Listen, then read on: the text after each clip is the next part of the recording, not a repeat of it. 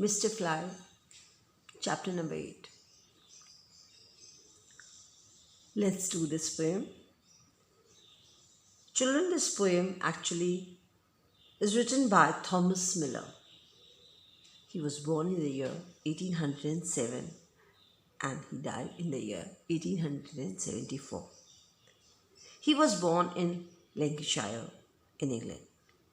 He was a poet and a novelist who wrote extensively on rural subjects. So the poem which we are going to read today is written by Thomas Miller. Let's begin. Before you read, look at the pictures and complete the names of these insects.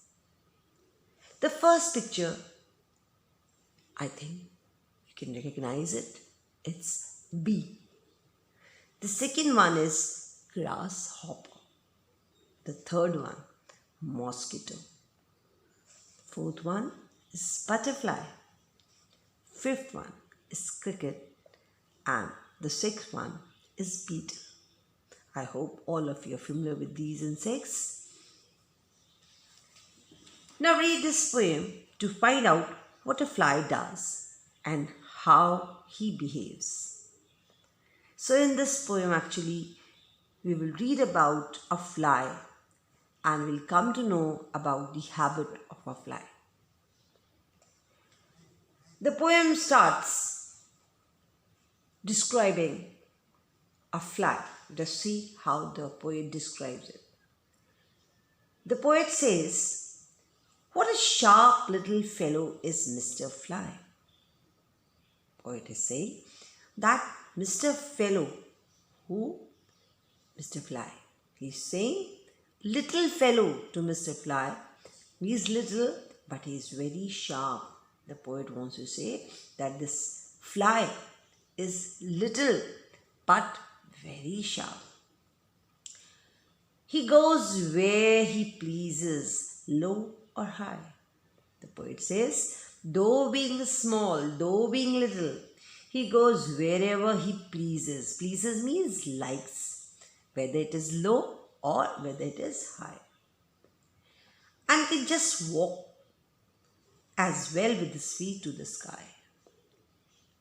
The poet says that Mr. Fly can walk very well with his feet even in the sky. As I do on the floor. He compares himself saying that as I can walk on the floor, the way I can walk on the floor with the help of my feet, the same way Mr. Fly can walk in the sky. At the windows he comes. The poet proceeds saying that at the window he comes with a buzz and a roar. Means with the sound, with the roar sound, with the buzz. Means a continuous humming sound. With the buzz he comes and roars. And over the smooth glass. Can easily pass or through the keyhole of the door. Means this Mr. Fly is so little that he is able to pass through the keyhole of the door. What is keyhole? A hole in a lock into which the key is inserted. That is known as a keyhole. Now, in the second stanza he says, he eats the sugar and goes away. The poet says that Mr. Fly eats the sugar. He likes sugar, so he eats it up and goes away. Nor ever once asks where is to pay. So he simply goes away without paying anything. He hardly pays anything. He eats up the sugar and goes away. And sometimes he crosses the teapot steam. And sometimes what he do? He crosses the teapot steam and comes and plunges his head into the cream. And he comes back and he plunges his head into cream. Plunges means he dives quickly into the cream. Maybe he likes the cream. Then on the edge of the jug he stands. And after that, what do he do? He stands on the edge of the jug. And There he cleans his wings with his feet and hands. So he uses his feet and hands to clean his wings. This done, to the window he hurries up. Means after he cleans his feet and hands, what he do? He just simply hurries out through the window and gives a buzz as if to say, at present I have a minute to stay, but I'll peep it and again the course of day. So it seems that when he hurries, that he hardly has had any time. Means he has no time to stay there. Means he says that I'm simply in a hurry. I'm leaving. I'll be very back soon. I'll peep again. Means I'll come back again in the course of the day. And with this, Mr. Fly rushes out of the window. In the third stanza, the poet says, then away he'll fly, where the sunbeams lie. Yes, after that he flies away. Where the sunbeams lie. Where sunbeam means sun rays lie. Means reside. And neither stop to shake hands. He hardly stops to shake hands nor bid one goodbye. Means he hardly stops to say bye-bye to anyone, or to say, bid means to say goodbye to anyone. Such a strange little fellow is Mr. Fly. This is what the poet says, that this is the habit of Mr. Fly. He's such a strange little fellow, Mr. Fly, who goes where he pleases, low or high. So Mr. Fly, though being small, though being little, he simply goes wherever he likes, whether it is low or whether it is high. And can walk on the ceiling. He's able to walk on the ceiling. I hope all of you are familiar with this term ceiling. That is the rooftop, right? Without ever feeling anything. Without ever feeling a fear of tumbling down sky high. Means he has no fear of tumbling. Tumbling means falling headlong. He has no fearing of falling down from the sky high. So he is able to walk on the ceiling without ever feeling. Means without feeling fear of falling from there. So with this poem ends up. So I hope this poem is clear to you. So my dear children, just make sure that in the first stanza, the speaker says that Mr. Fly is a sharp little fellow who goes wherever he pleases and can walk with his feet in the sky, just as the speaker can walk on the floor. And he comes to the window with a buzz and a roar sound and can easily pass through the keyhole of the door. This is what the poet has explained in the first stanza. In the second stanza, the poet says that Mr. Fly eats sugar and never pays for it. He only comes and what he do? To the teapot, he simply comes and crosses the teapot steam and plunges his head into the rain. He stands on the edge of the jar and clean his wings. And after doing it, what he do after that? He goes away with a buzz and hurries through the window. So this is what has been explained in the second stanza. In the third stanza, the poet says that Mr. Fly flies to the sunbeam and does not stop to shake hands or say goodbye to anyone. The speaker says that he is a strange little fellow. He goes wherever he pleases and walks on the ceiling without ever feeling afraid that he will tumble down. Tumble means fell down. Okay? So this is what been explained in all the three stanzas. You can see that this poem comprises three stanzas, right? Now just see the rhyming words. Rhyming word means having similar sound.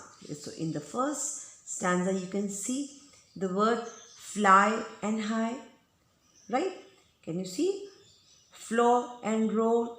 These are the two words. These are the rhyming words. Glass and pass. Again, this is a rhyming word. Now in the second stanza, see. Away and pay.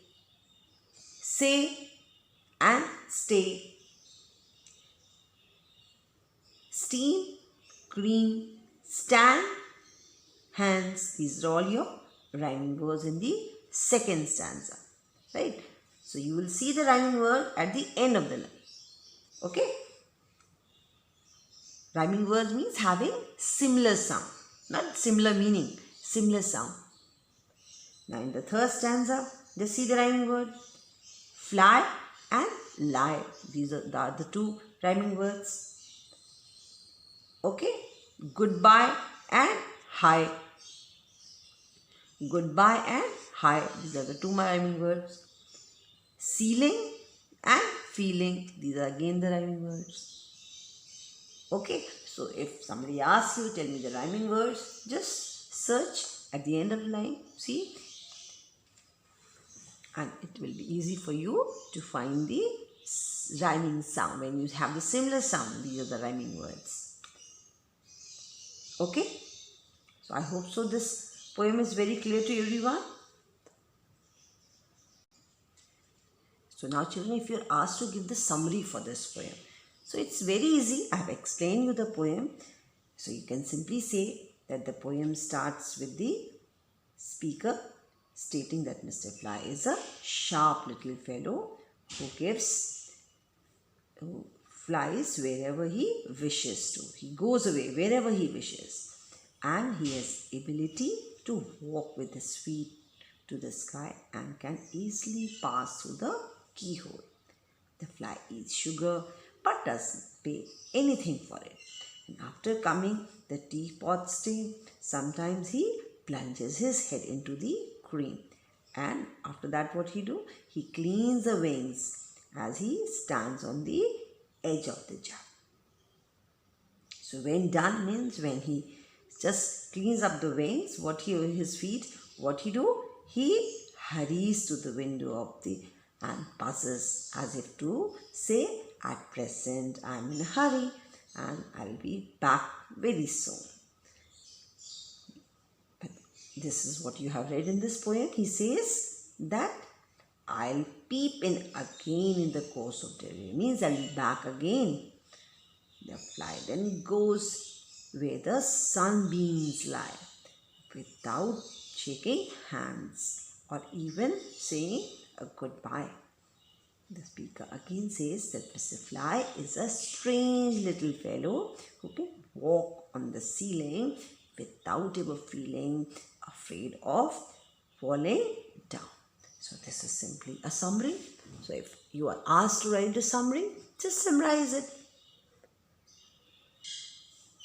Now let's do the exercises of this chapter. Read and write. First one we have to do fill in the blanks. The first one is, what a sharp dash is Mr. Fly. So, which word you have to add? You have to tell what kind this Mr. Fly is. What kind of a personality. So, the poet has said that he is a sharp little fellow.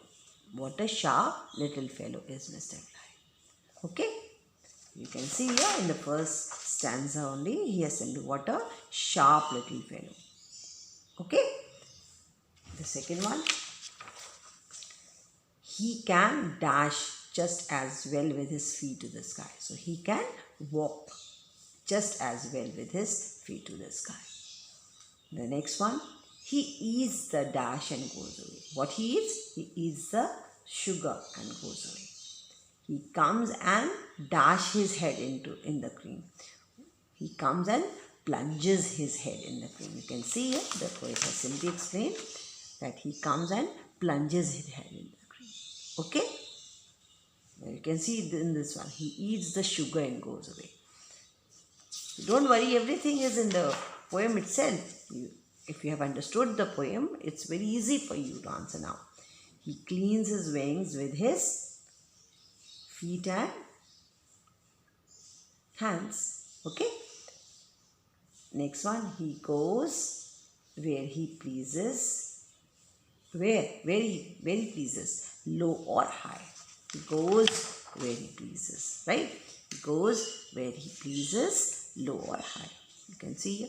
So this is how you have to fill up the blanks for this given poem. Now see the questions. Answer these questions. What kind of a person is Mr. Fly? You have to simply tell what kind of personality this Mr. Fly is. So the poet has said that Mr. Fly is a sharp little fellow who does as he wishes and goes wherever he